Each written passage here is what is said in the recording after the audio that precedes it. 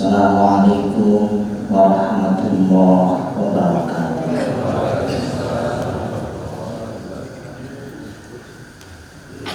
Ila hadrati al-waqti ma'adham kutubul alamin Sindi syai'in qadir jilani qadas Syekhina al-karam Syekh Abdul Mubarak bin Muhammad Syekh Sayyidul Wafat dan Jilwa'ali Fi'il Al-Fatihah. Bismillahirrahmanirrahim. Ar-Rahmanir-Rahim Maliki yawmiddin. Iyyaka na'budu wa iyyaka nasta'in. Ihdinas siratal mustaqim. Siratal ladzina an'amta 'alaihim ghairil maghdubi 'alaihim waladdallin. Bismillahirrahmanirrahim. Alhamdulillahi rabbil alamin. Wassalatu wassalamu ala asyrafil anbiya'i wal mursalin Sayyidina maulana Muhammadin wa ala alihi wa sahbihi wa man tabi'ahu bi ihsanin ila yaumiddin, amma ba'du. Allahumma shalli ala nabiyil hashimi Muhammadin wa ala alihi wa sallim taslima.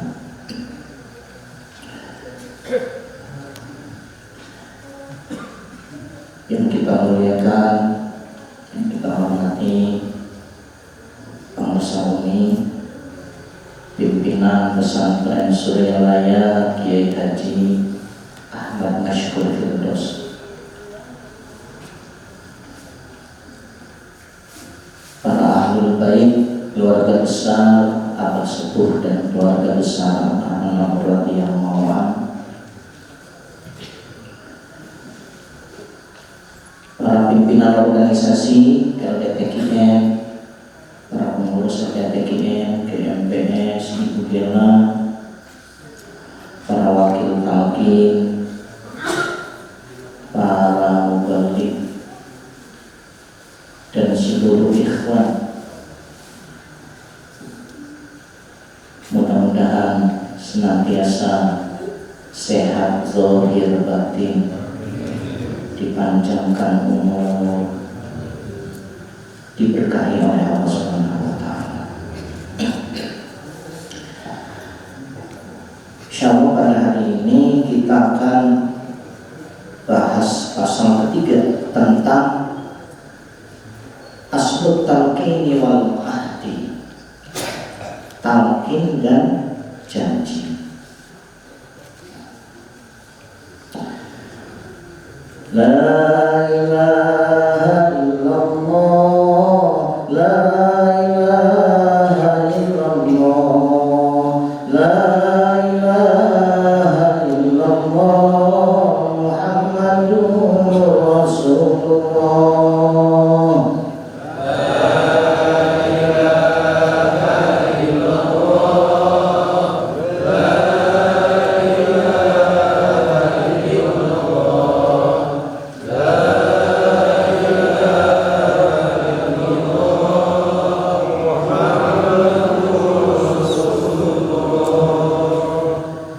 Talqin ajaran Nabi berjamaah atau sendiri, dicontohkan oleh Nabi pada sahabat dan Ali.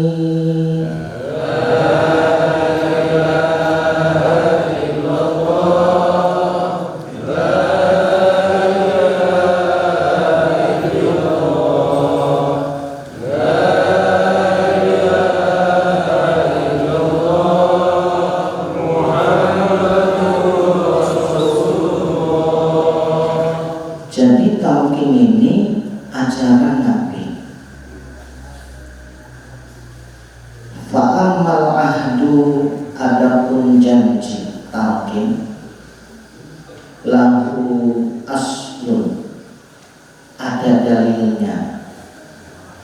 Ja'at bihi al-ahaditsus syarifah, ada hadis-hadis Nabi, Nabi sallallahu alaihi wasallam wasallam fi mubayyati sahabat radhiyallahu anhu. Jadi Nabi pernah mentalkin para sahabat berjamaah maupun sendiri. Berjamaah maupun sendiri. Talqin kepada para sahabat antara lain diriwayatkan oleh Syaddad bin Aus, kata beliau, kata sahabat Syaddad bin Aus, kunna 'inda Nabi sallallahu alaihi wasallam. Kami para sahabat bersama Nabi sallallahu alaihi wasallam. Faqala Nabi sallallahu alaihi wasallam, terus Nabi nanya, hal fikum gharib? Apa ada ahli kitab? Apa ada yang belum masuk Islam? Fakultu, aku menjawab, lah nggak ada yang Nabi, sudah Islam semua. Fa'amara bi khalqil bab, maka Nabi menyuruh pintunya ditutup. Maka ketika talqin di masjid, biasanya pintunya ditutup. Wa qala, dan Nabi bersabda, irfa'u aydiyakum, angkat tangan kalian, wa qulu, ucapkan la ilaha illallah. Thumma qala, kemudian Nabi bersabda, alhamdulillah, Allahumma innaka ba'athani bihadhil kalimah, dan seterusnya. Jadi Nabi pernah mentalkin para sahabat berjamaah. Pernah juga mentalkin satu orang, yaitu pernah sahabat Ali di sini dicontohkan. Karena sahabat Ali-nya bertanya kepada Nabi, dijelaskan oleh Nabi.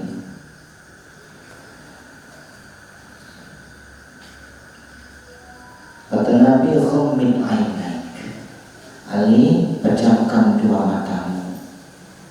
Wasma' minni thalatha marrat, dengarkan dariku 3 kali. Nabi membaca la ilaha illallah.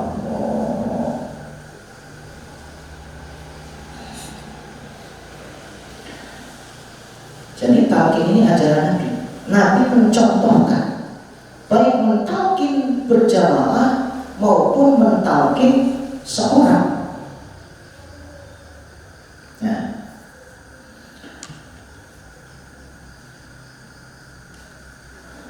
talqin itu pengajaran cara zikir jahar dan khafi, membersihkan qalbi dan nafsi, hidup sa'adah dan ma'rifah. La ilaha illallah, la ilaha illallah, la ilaha illallah, Muhammadur Rasulullah. Jadi talqin itu yang pertama adalah pengajaran. Yang diajarkan la ilaha illallah. Apa yang diajarkan? Zikir jahar dengan zikir khafi. Zikir jahar dengan zikir khafi. Ini disebutkan di halaman 12 dan 13. Zikir khafi juga sama. Rasulullah mengajarkan kepada sahabat Ali juga, kepada Abu Bakar juga mengajarkan zikir khafi. Ini yang pertama. Jadi zikir itu adalah pengajaran. Cara membaca zikir jahar itu gimana? Nah, itu diajarkan dalam talqin. Tarik dari bawah pusar, kan? La sampai ke otak, ilaha ke bahu kanan, illallah dihantamkan ke qalbu. 2 jari di bawah susuki itu diajarkan ketika talqin. Demikian juga cara membaca zikir khafi.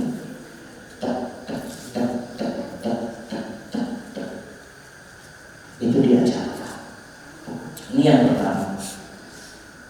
Membersihkan qalbu, membersihkan nafsu, hidupnya supaya bahagia dan juga makrifat. Yang pertama ya, talqin itu pengajaran. Talqin itu penanaman benih dari qalbin hayyin. Zikir khafi tak pernah henti walau tidur dan di barzakhi. La ilaha illallah, la ilaha illallah, la ilaha illallah, Muhammadur Rasulullah. Yang kedua, talqin itu adalah penanaman benih tauhid. Maka tidak sembarangan orang. Ketika Rasulullah masih hidup, yang mentalqin Rasulullah. Ketika Rasulullah sudah wafat, yang mentalqin sahabat yang ditunjuk oleh Rasulullah. Jadi talqin ini min qalbin hayyin, benihnya harus dari qalbin hayyin, qalbu yang hidup. Kalau dalam Sirrul Asrar yang dimaksud dengan qalbun hayyin itu adalah zikir khafinya tidak pernah berhenti. Walaupun lagi tidur, zikir khafinya tetap jalan. Bahkan walaupun sudah meninggal dunia di alam barzakh, zikir khafinya tetap jalan. Itu kalau kita baca Sirrul Asrar. Itu yang disebut dengan mursyid. Jadi para wakil talqinlah hanya istilahnya penyambung lidah dari seorang mursyid. Yang mentalqinnya tetap hakikatnya mursyid, seorang mursyid. Min qalbin taqiyyin naqiyyin mimma siwallah. Yang mentalqin harus qalbunya orang yang takwa dan juga bersih. Tidak ada di dalam qalbunya selain Allah. Walaupun lafaznya sama, tapi maknanya berbeda, tafawut beda. Karena benih dari qalbin hayyin dari seorang mursyid ini bibit unggul tumbuh nanti. Kalau benih dari orang biasa layan butuh, tidak tumbuh. Seperti itu perumpamaannya. Jadi yang pertama talqin adalah tadi pengajarannya, pengajaran cara baca zikir jahat dan zikir khafi. Yang kedua, talqin itu adalah penanaman benih tauhid dari mursyid, syekh mursyid yang memiliki qalbin hayyin. Qalbin hayyin itu zikir khafinya tidak pernah berhenti walaupun lagi tidur, walaupun sudah meninggal ada di alam barzakh. Itu yang kedua.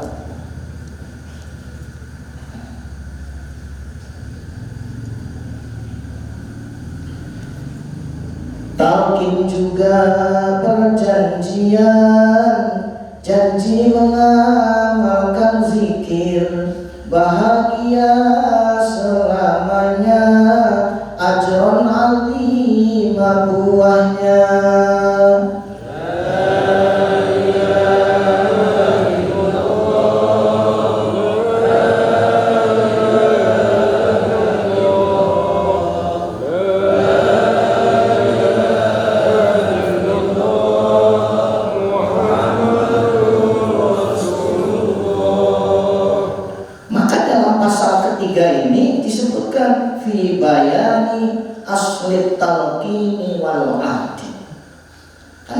talqin itu janji. Makanya sebelum talqin kan ditanya, mau diamalkan? Kita jawab insya Allah, janji mau mengamalkan. Mengamalkan apa? Mengamalkan zikir jahar dan zikir khafi. Kalau diamalkan, maka fasayutihi ajran azima, mendapatkan ajran azim, ribet, penghargaan, pahala yang agung, atau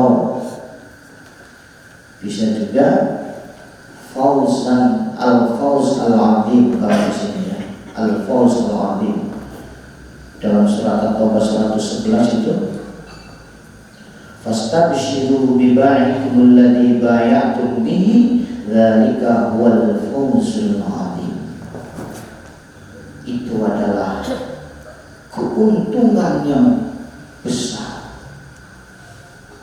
Jadi talqin itu janji kita mau mengamalkan zikir jahar dan zikir khafi. Buahnya adalah ajran 'adzim. Saking besarnya manfaatnya sehingga disebutkan ajran 'adzim.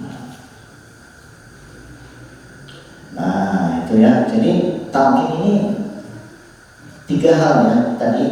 Yang pertama adalah pengajaran cara zikir jahar dan zikir khafi. Yang kedua, penanaman benih tauhid dari seorang mursyid yang memiliki qalbun hayyin, qalbunya hidup.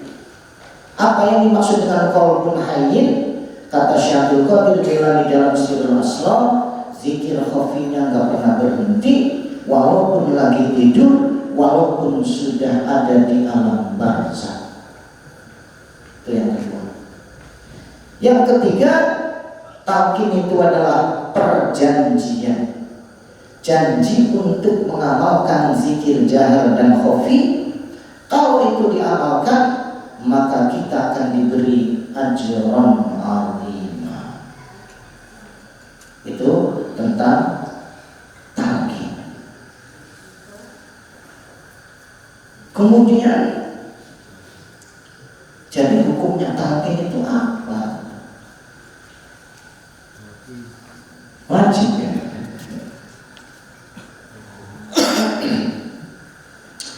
Umat Islam harus ditalqin karena itu sunnah Nabi. Sunnah itu bukan bid'ah, maka jangan ragu lagi. La ilaha illallah.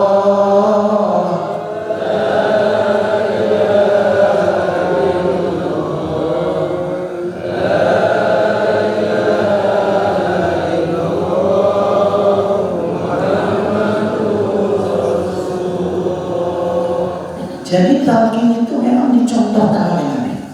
Nabi mentalqin para sahabatnya, dan Nabi juga menyuruh kita ditalqin. Hadis riwayat Imam Muslim, kata Nabi, laqinu mautakum la ilaha illallah. Talqinlah orang yang akan mati dengan la ilaha. Kita akan mati kan? Setiap orang sehat akan mati. Akan mati semua juga. Memang talqin itu, kalau misalnya ada orang sakaratul maut ditalqin, itu juga boleh. Maksudnya supaya kalimat terakhirnya adalah la ilaha illallah. Itu juga dicontohkan oleh Nabi.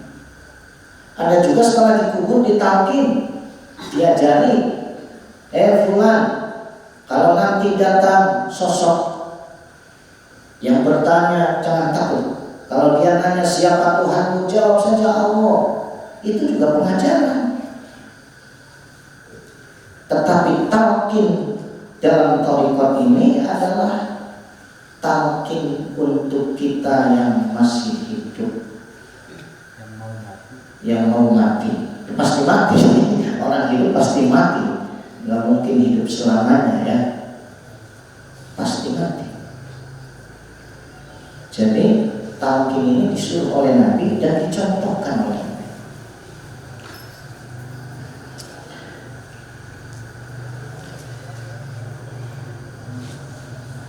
Disebutkan dalam hadis, dosa-dosa diampuni, keburukan juga diganti, beruntung orang ditalqin.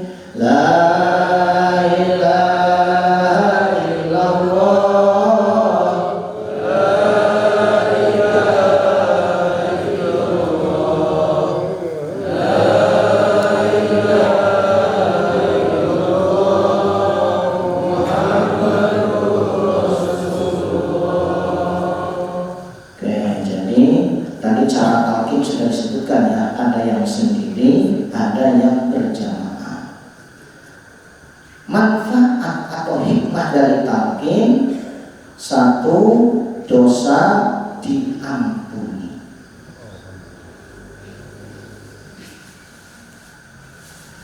Ketika Rasulullah mentalqin para sahabatnya, kemudian Rasulullah bersabda, ala basyiru, bahagia kalian, fa innallaha, sesungguhnya Allah. Ini sudah ada sesungguhnya ya, ada inna. Qad ghafara lakum, sungguh telah mengampuni kalian. Jadi ketika para sahabat itu ditalqin oleh Nabi, kata Nabi, bahagia kalian, sungguh Allah telah mengampuni dosa-dosa kalian. Setelah ditalqin, jadi dosa-dosanya diampuni. Qad ghafara lakum, sungguh Allah telah mengampuni dosa-dosa kalian. Nah, qad masuk kepada fi'il madhi, ini maknanya takkid. Benar-benar Allah sudah mengampuni. Maka kalau yang belum talqin kemudian talqin, beruntung. Satu, dosa-dosanya diampuni.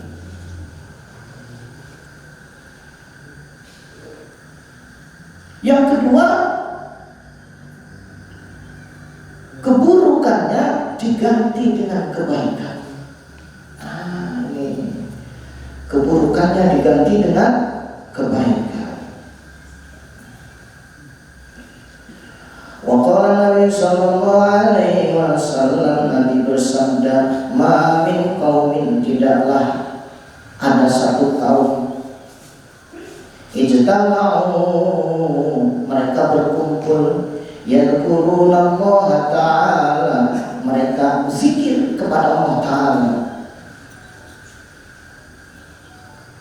la yuriduna dzalika illa wajha, zikirnya itu tidak mengharap apa-apa kecuali karena Allah. Illa nadahum munadin minas sama, melainkan ada suara panggilan dari langit. Malaikat memanggil,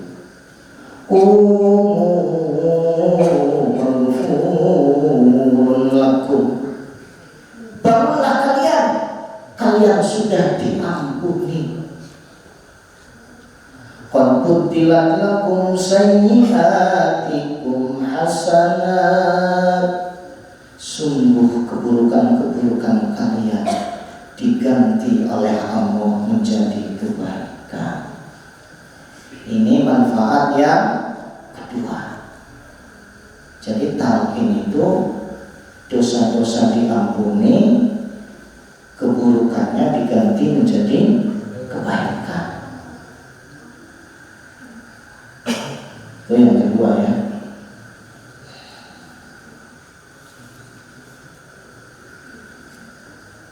Maka Allah juga menyebutkan sedang surat At-Taubah, Fastabshiru bi bai'ikumul ladzi bay'atum bih. Bahagia kalian dengan janji kalian. Itulah kemenangan yang besar. Karena talqin itu janji. Kita berjanji ingin mengamalkan zikir jahar dan zikir khafi. Sahabat Ali bertanya, jalan singkat ke pemilik surga, mudah untuk dilalui, paling utama di sisinya. La ilaha illallah, la ilaha illallah, la ilaha illallah, Muhammadur Rasulullah. Kelewat tadi ya hikmahnya, talqin itu satu, dosa diampuni, dua, keburukannya diganti dengan kebaikan, yang ketiga dijanjikan surga. Karena kata Nabi, ketika sudah mentalqin para sahabat, Nabi bersabda, alhamdulillah, segala puji bagi Allah. Allahumma innaka ba'astani bihadihil kalimah. Ya Allah, engkau telah mengutusku dengan kalimat ini, kalimat la ilaha wa wa'adtani 'alaiha al-jannah. Kau juga menjanjikan kepadaku dengan surga. Jadi yang talqin dijanjikan surga. Miftahul jannah, kan kuncinya surga.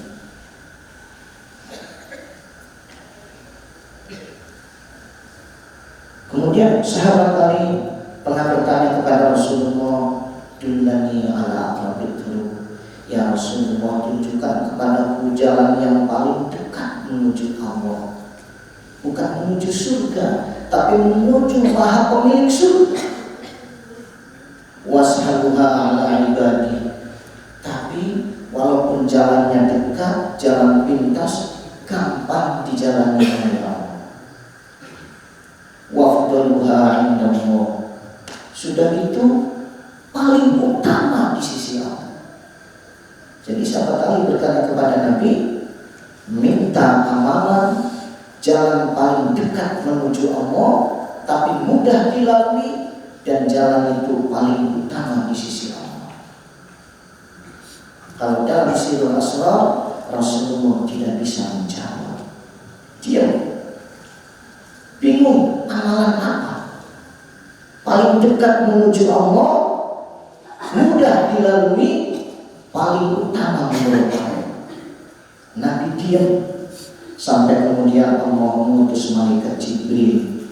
Diberitahu oleh malaikat Jibril kalimat la ilaha illallah.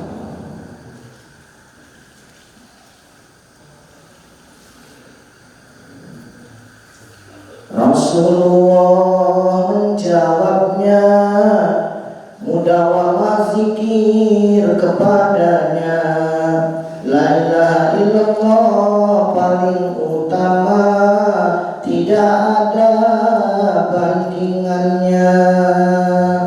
La ilaha illallah, la ilaha illallah, la ilaha illallah, Muhammadur Rasulullah. Jadi Rasulullah akhirnya menjawab kepada sahabat Ali, alaika bimudawamati dzikrillah. Wahai Ali, kamu harus selalu zikir kepada Allah. Maka ditalqinnya bukan hanya zikir jahat, karena zikir jahat kan terbatas, tapi juga zikir khafi. Selalu mudawamah zikir kepada Allah. Kemudian Nabi menjelaskan zikir yang paling utama adalah la ilaha illallah. Seandainya ada timbangan, satu sisinya diisi dengan 7 langit, 7 lapis langit, 7 lapis bumi ditaruh di satu timbangan, lalu satu timbangan lagi diisi dengan kalimat la ilaha illallah, maka kalimat la ilaha illallah ini akan lebih berat, lawan jahat, mengalahkan bumi dengan segala isinya, langit dengan segala isinya.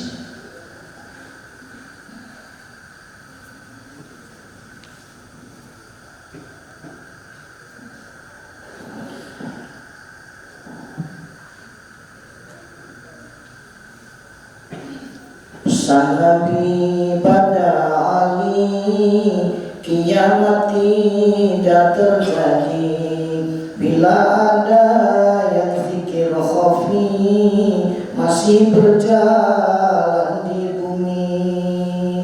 La ilaha illallah.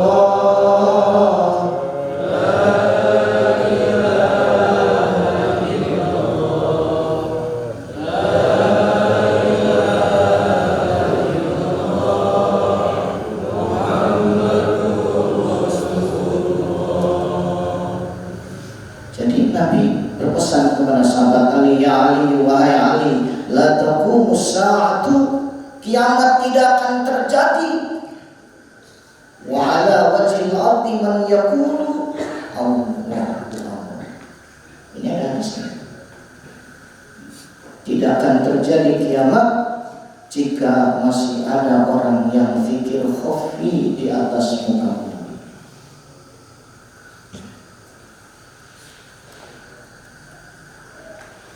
Hadirin yang dimuliakan oleh Allah Subhanahu wa taala, mengamalkan zikir jahar dan zikir khafi ini mendatangkan efek ya, akibat. Satu antara lain jadi utama. Jadi utama. Karena zikir jahar adalah zikir yang paling utama. Dan zikir khafi juga zikir yang paling baik. Khair, kata Nabi, khairul rizki ma yakfi wa khairu zikri al-khair. Sebaik-baik rizki yang mencukupi, sebaik-baik zikir adalah zikir khafi. Malaikat saja tidak tahu apa yang sedang dibaca, tapi malaikat tahu orang ini sedang berbuat baik. Karena harum, ruhnya itu harum, maka ditulislah dalam catatan amal kebaikan. Tidak tahu sedang berbuat baik apa, ternyata sedang zikir khafi. Kata Rasulullah SAW, ma faddalakum Abu Bakrin bi kathrati shaumin wala sholatin bal bi syai'in waqara fi qalbihi. Abu Bakar tidak menjadi unggul sebab banyak puasa atau banyak sholat, tetapi menjadi unggul, menjadi utama sebab zikir khafi. Sebab zikir khafi. Karena dakwah zikir khafi dakwah. Jawab terus-terusan. Kalau kita kan sering hilang, ingat dimunculkan lagi. Karena itu ketika zikir jahar saja dilatih sambil zikir khafi. La ilaha illallah. Ya, zikir khafinya sekali juga lumayan. Tak.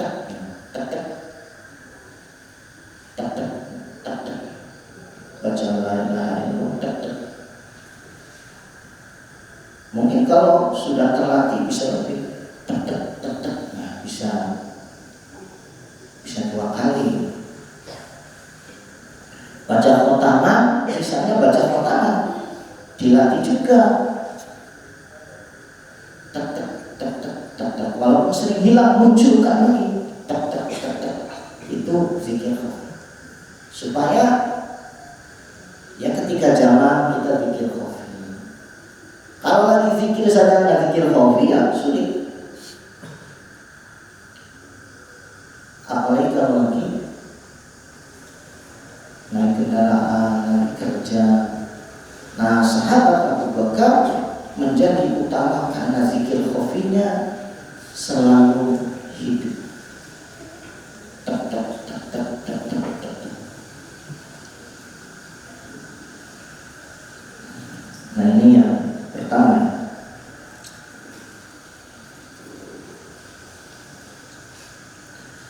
Segala macam tarikat pokoknya jahar dan khafi, keduanya mendatangkan pertolongan Allah Ar-Rahman.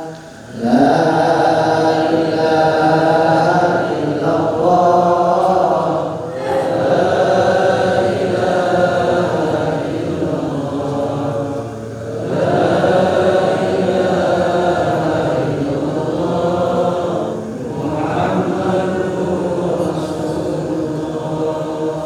jadi zikir itu yang pertama membuat kita menjadi utama. Yang kedua, mendatangkan pertolongan Allah.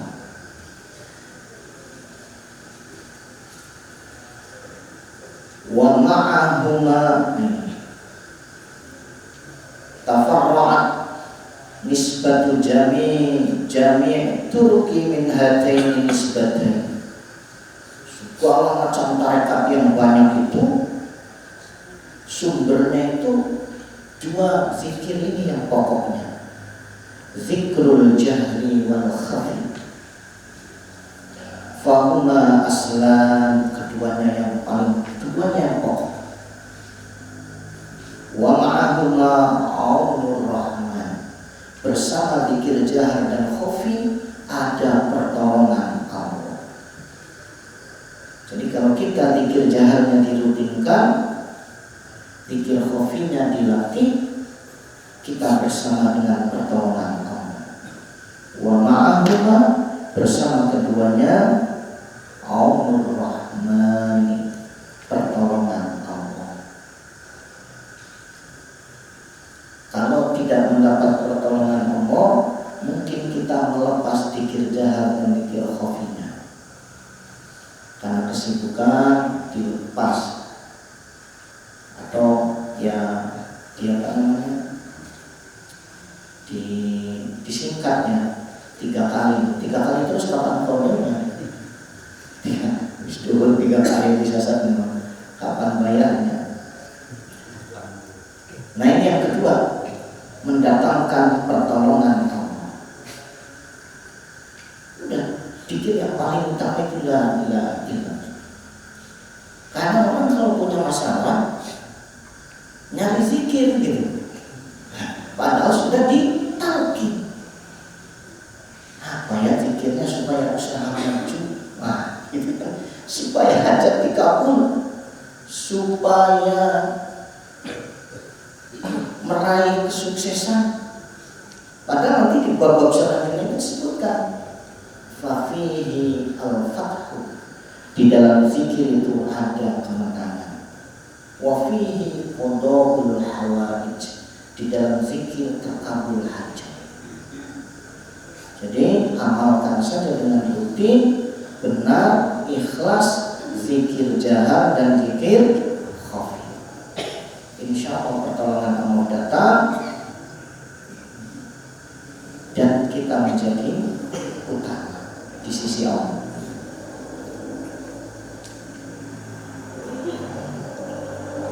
Zikir jahar dan zikir khafi menjadi sebab ma'rifat, mendatangkan mahabbah, menjadi wali ilahi. La ilaha illallah, la ilaha illallah, la ilaha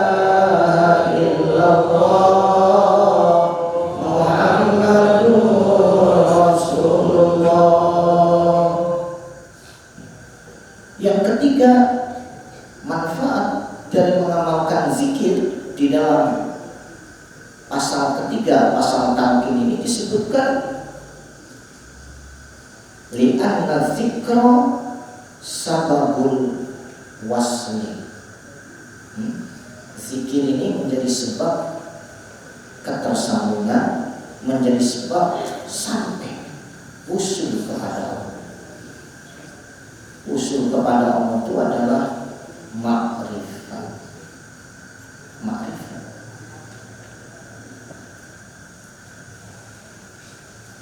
Sabab wal mahbubiyah dan kecintaan.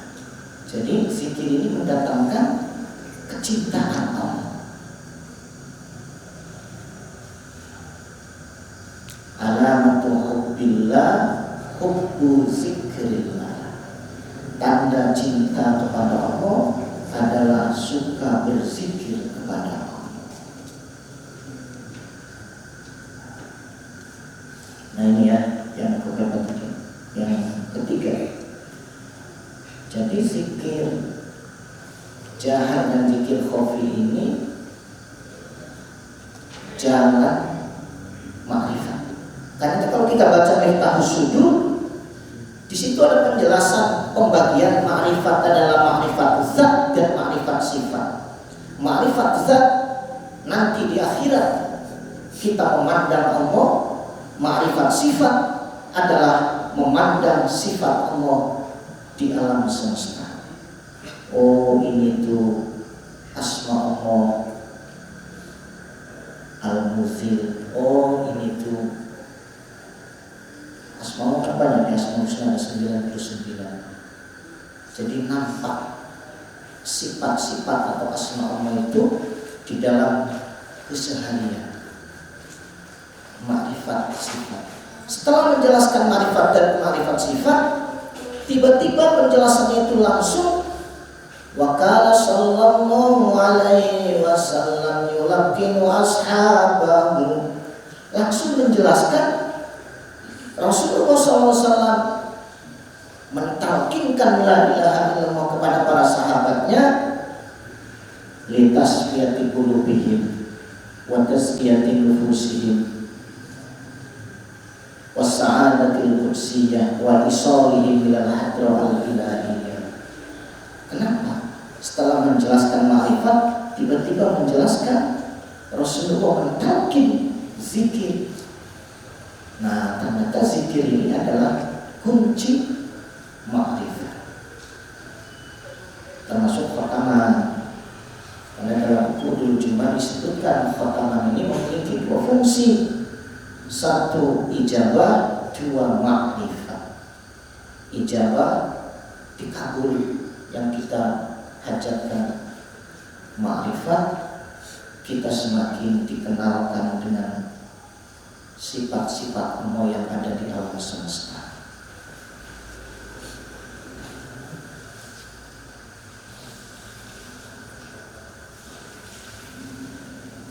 Nah, nanti di bab sini juga nanti ada penjelasan, tapi kita tidak akan menjelaskan. Dzikir khafi itu dirasakan di latifah-latifah, tapi itu nanti lah ya. Ada getaran, gerakan kuat dan sebagainya sampai keluar nur dari latifah itu sampai sultan zikri. Nah, tapi kita tidak akan membahas itu lebih dalam. Yang paling penting adalah dilatih dzikir khafi. Ya, ketika zikir jahar dilatih, walaupun masih ini ya minimal dzikir khafinya sekali. La ilaha illallah di kolom itu tak itu juga sudah lumayan. Tak. Jadi menyebut ismu zat dzikir khafi yang diajarkan ketika talqin.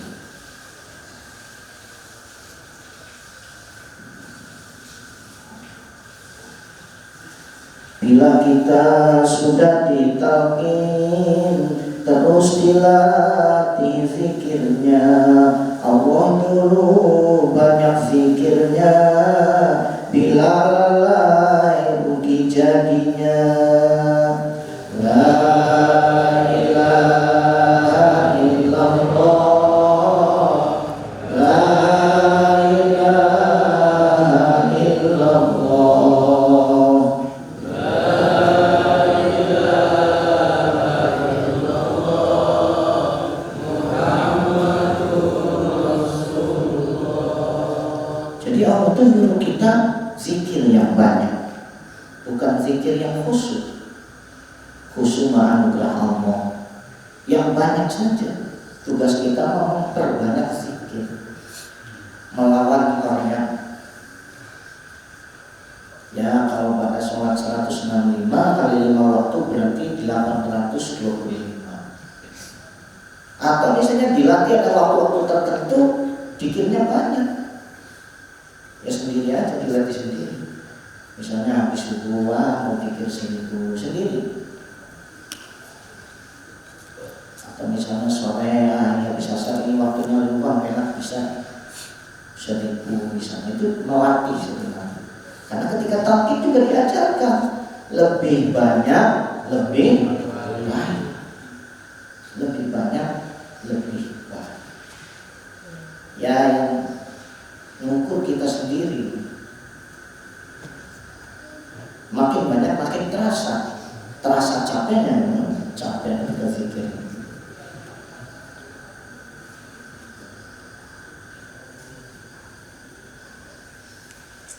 Nah, ini tentang talqin ya. Jadi talqin ini tadi yang pertama, hakikat dari talqin itu adalah pengajaran zikir jahar dan zikir khafi. Cara membaca zikir jaharnya gimana? Kalau nggak ditalqin nggak tahu caranya. Kepalanya gerak-gerak, padahal itu ada maknanya. Ditarik dari bawah pusat, naik ke atas sampai kotak lah. Itu kan ada penjelasan.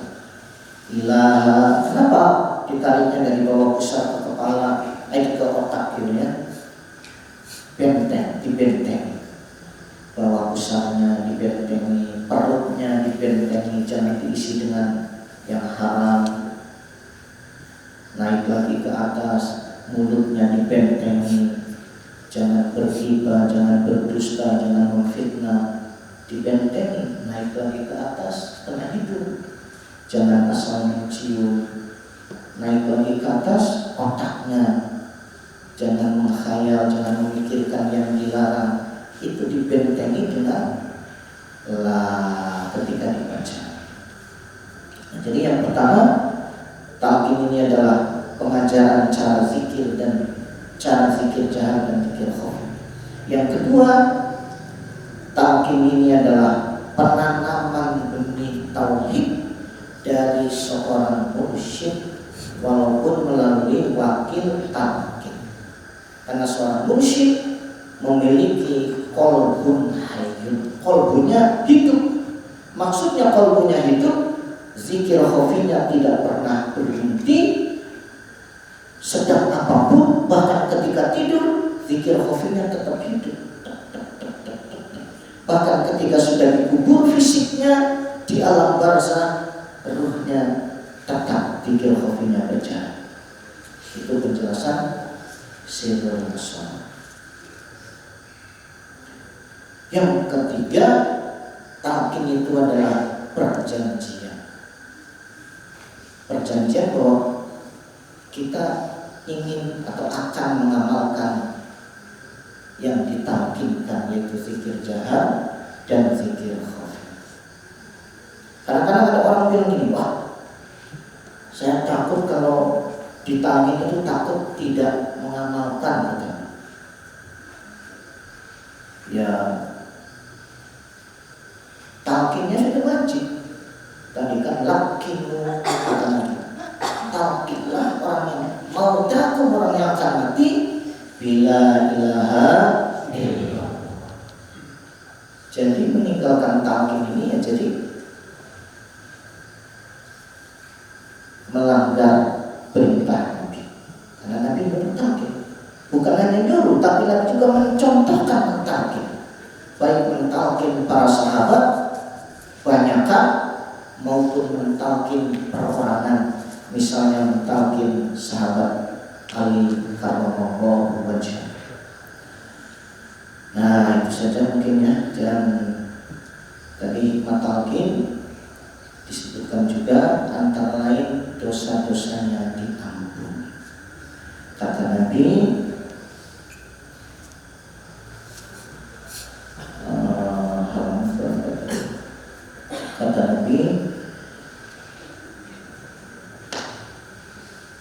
absyiru, bahagialah, berbahagialah, fa innallaha qad ghafara lakum, sesungguhnya Allah telah mengampuni dosa-dosa kalian.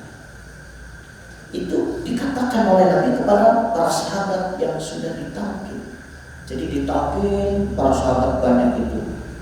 Kemudian setelah ditalkin, Nabi mengatakan, absyiru, bahagialah kalian, fa innallaha, sesungguhnya Allah qad ghafara lakum, sungguh telah mengampuni dosa-dosa kalian.